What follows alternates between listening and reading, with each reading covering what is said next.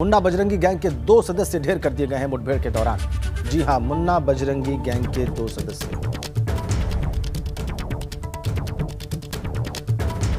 बड़ी खबर, बड़ा अपडेट। मुन्ना बजरंगी गैंग के 2 सदस्यों को मुठभेड़ में ढेर कर दिया है पुलिस ने। प्रयागराज से यह बड़ी खबर इस वक्त हमारे पास।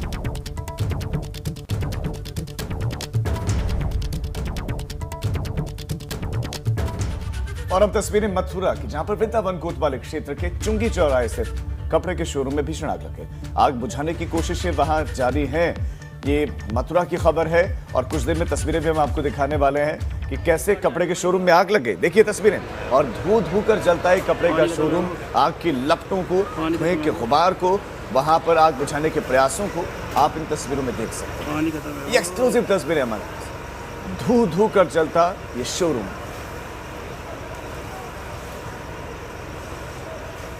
ये कपड़ा शोरूम बताया जा रहा है और यहाँ पर आग लगी। क्या कारण रहे आग लगने के, ये स्पष्ट नहीं है। और अभी आकलन ये चेक किया जाएगा, जांच की जाएगी कि नुकसान कितना हुआ है। कपड़े का शोरूम था, कपड़े रखे थे, कीमती कपड़े भी थे, सब जल गए हैं, सब जल गए हैं। आग बुझाने के प्रयास तेज किए गए। एक्सक्लूसिव आप तस्वीरें देख रहे हैं मथुरा से। कपड़े के शोरूम में लगी आग की तस्वीरें इस वक्त आप देख रहे हैं। और अब बात बहराइच की, जहां पर शॉर्ट सर्किट से घरों में भीषण आग लग गई। आग से 2 ग्रामीणों के घर जलकर खाक हो गए और इस आग में घर का लाखों का सामान जलकर समाप्त हो गया। कहा जा रहा है कि आसपास के ग्रामीणों ने कड़ी मशक्कत के बाद आग पर काबू पाया। हाँ भैया, बिल्कुल जहाँ आग जल रही है वहीं पर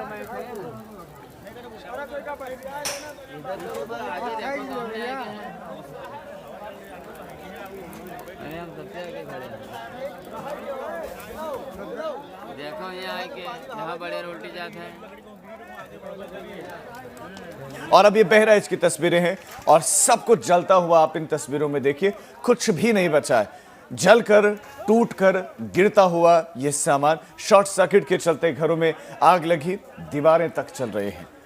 जो कुछ तस्वीरों में दिख रहा है सब जल रहा है। आग में सारा सामान जल गया, आग में सब कुछ जल गया है। लोगों की मेहनत की गाढ़ी कमाई जल गई, सपनों का आशियाना जल गया, सब जल गया।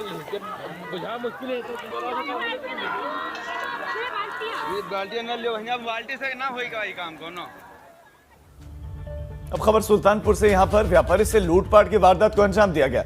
50,000 रुपए एक किराना व्यापारी से लूट लिए गए। बाइक सवार बदमाश आए, ये 2 बदमाश आए और उन्होंने लूट कर ली। आरोप लगा राहगीरों ने लूट की सूचना फिर पुलिस को दी है। अब खबर आपको इस सुल्तानपुर से दे रहे हैं। व्यापारी से लूट की वारदात को अंजाम दिया गया, 50,000 रुपए लूट लिए गए। और उसके बाद भी अगर कोई ये कहे कि कानून व्यवस्था बेहतरीन है तो फिर उस बेहतरीन पर सवाल उठते हैं, क्योंकि यहां किराना व्यापारी से लूट हो गई। एक व्यापारी जो मेहनत करता है, पैसा कमाता है और उस रकम को कोई लूट कर चला जाता है। पुलिस अभी इंतजार कर रही है, कार्रवाई की बात कह रही है। और अब खबर महाराजगंज से, वहां पर महाराजगंज से लगी भारत नेपाल सीमा सुनौली पर माहौल गर्म हो गया है। दोनों ओर से खूब हो हल्ला हुआ और इससे सुरक्षाकर्मी परेशान हो गए। मौके पर भारत नेपाल दोनों देशों के अधिकारी पहुंचकर हालात को सामान्य बनाने में जुटे रहे। आक्रोशित नेपाली लोगों ने जमकर नारेबाजी की। ये सारा बवाल भारत से नेपाल सामान ले जाने को लेकर।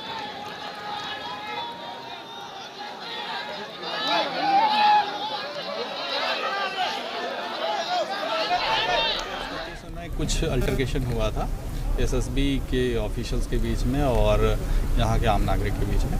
उसको यहाँ के स्थानीय प्रशासन ने और नेपाल साइड के स्थानीय प्रशासन ने वार्ता करके सुलझा लिया है।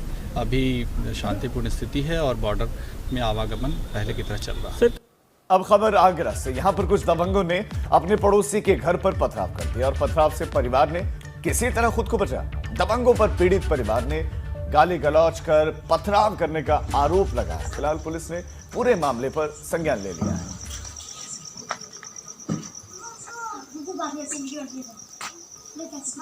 और ये तस्वीरें हैं आगरा की और दबंगों की दबंगई देखिए। आपको पत्थर बिखरे हुए दिखेंगे, बड़े बड़े पत्थर जो फेंके गए इस परिवार के ऊपर, इस घर पर, वो आप देख सकते हैं। और परिवार के सदस्यों ने फिर ये वीडियो बनाया कि कैसे पथरा में मोटरसाइकिल टूटी है और पत्थर बिखरे हुए। आप देखिए आगरा की तस्वीरें। ये देखो देखो ये कितनी ईंटें यहाँ पे फेंकी हुई हैं ये छत से। और अब आपको पूर्वांचल की खबरें दिखाते हैं सुपरफास्ट अंदाज में। चलिए शुरू करते हैं।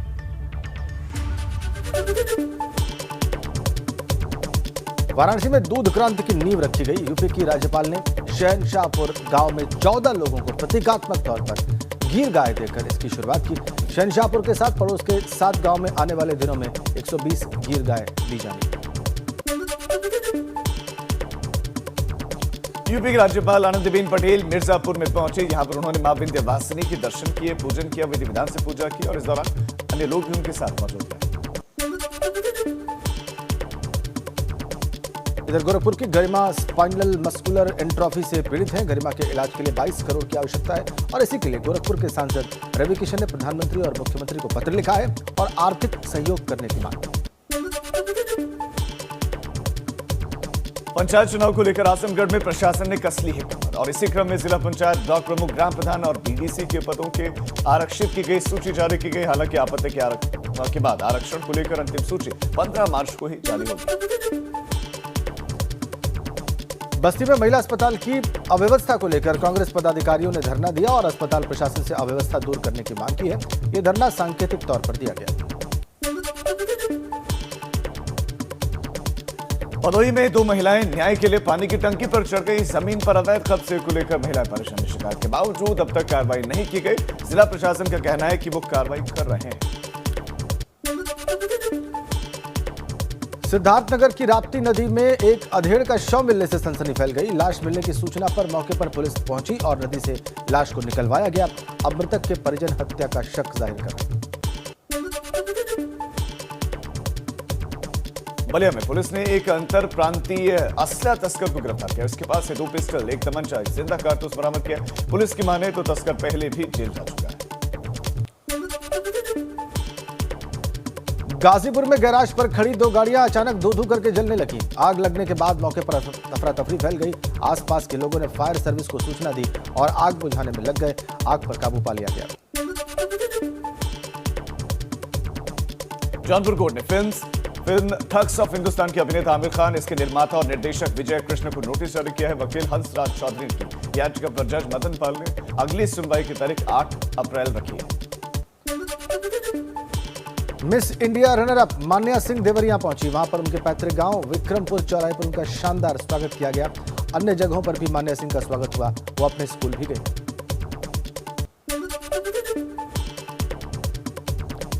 महाराजगंज में मिशन शक्ति के तहत अभियान को आगे बढ़ाने के लिए पुलिस विभाग की तरफ से प्रयास तेज कर दिए गए। बुधवार को स्कूल की छात्राओं ने शहर में एक दिन के लिए यातायात व्यवस्था की कमान संभाली।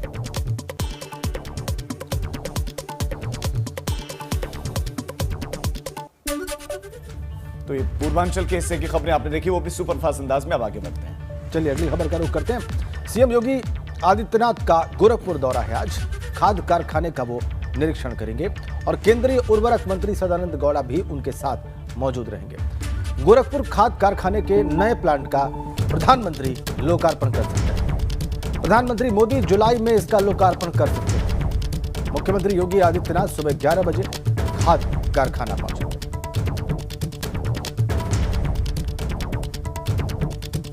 कारखाने के नए प्लांट का प्रधानमंत्री लोकार्पण कर सकते हैं।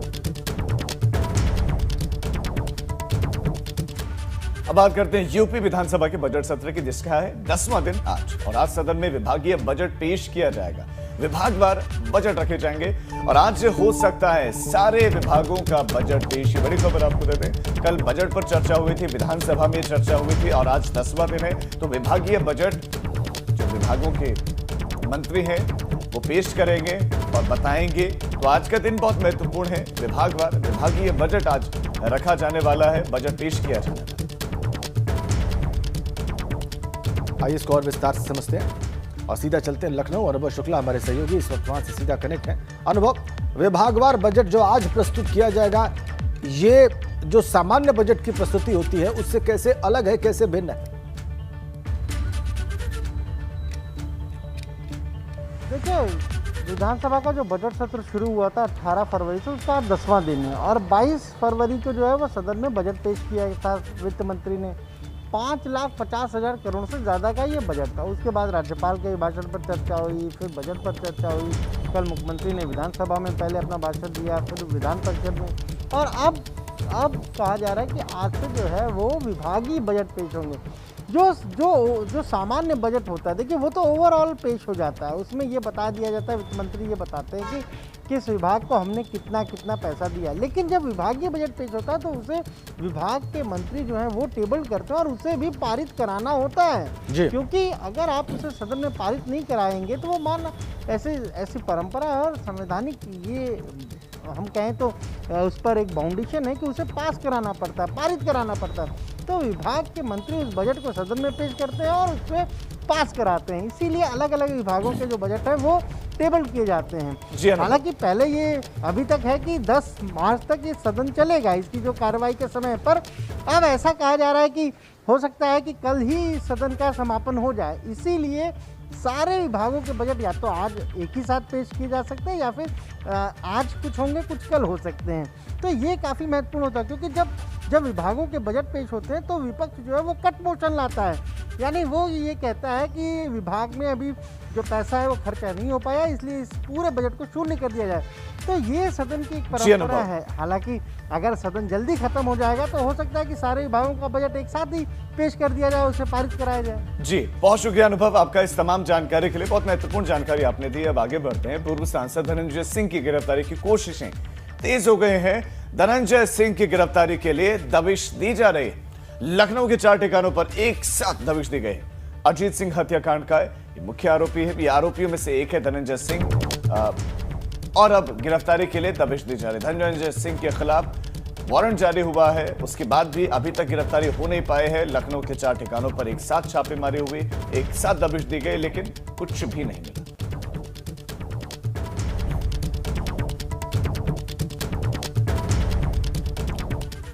और अब खबर मेरठ से। मेरठ में बीए की छात्रा पर फायरिंग से हड़कंप मचा हुआ है। 3 युवकों ने इस घटना को अंजाम दिया है।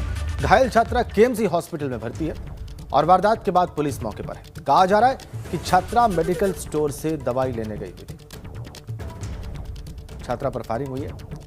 मेडिकल स्टोर से दवाई लेने जब वो गई थी उसी वक्त हुई।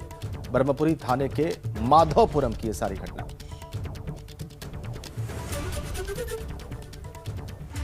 और अब अवध क्षेत्र की हर छोटी बड़ी खबर सुपरफास्ट अंदाज में। चलिए शुरू करते हैं। राम मंदिर ट्रस्ट के महासचिव चंपत राय ने कहा है कि समर्पण निधि के तहत कुल कितना पैसा जमा हुआ है इसका सही आंकड़ा अभी प्राप्त नहीं हुआ है। बड़ी संख्या में त्रुटिपूर्ण चेक जमा होने के चलते क्लियर न होने की खबर को उन्होंने गपबाजी बताया। प्रयागराज में कांग्रेस की नदी अधिकार यात्रा पर ग्रामीणों ने हमला कर दिया। निषाद पार्टी के कार्यकर्ताओं और ग्रामीणों ने जबरदस्त विरोध किया। अजय कुमार लल्लू और कांग्रेस के बाकी नेताओं के साथ इनकी तीखी झड़प भी हुई।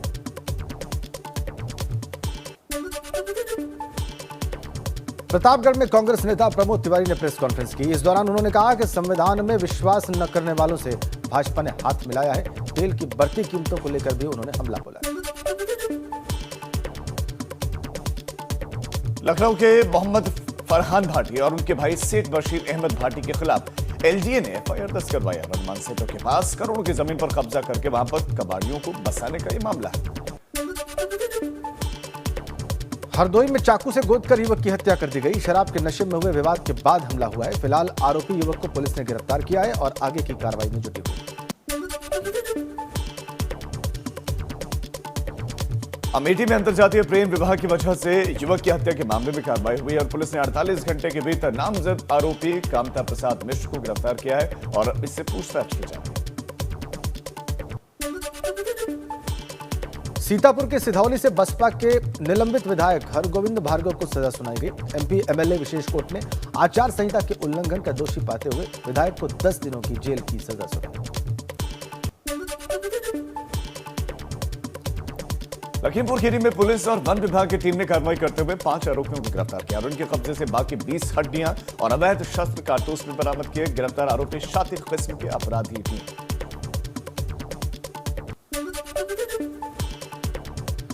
फतेहपुर में पेड़ से लटकता हुआ युवक का शव मिला। कहा जा रहा है कि पत्नी की बेवफाई से परेशान होकर युवक ने खुदकुशी की है। पुलिस पूरे मामले की जांच पड़ताल में जुटी हुई है।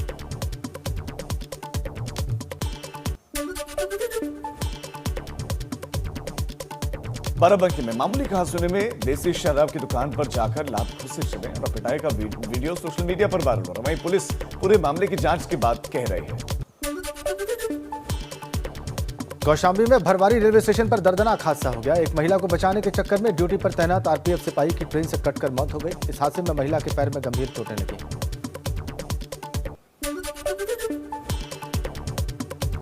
औरैया में एक लोडर ने बाइक सवार को टक्कर मार दी। इस हादसे में बाइक सवार की घटनास्थल पर ही मौत हो गई। बाइक सवार सब्जी बेचने का काम करता था।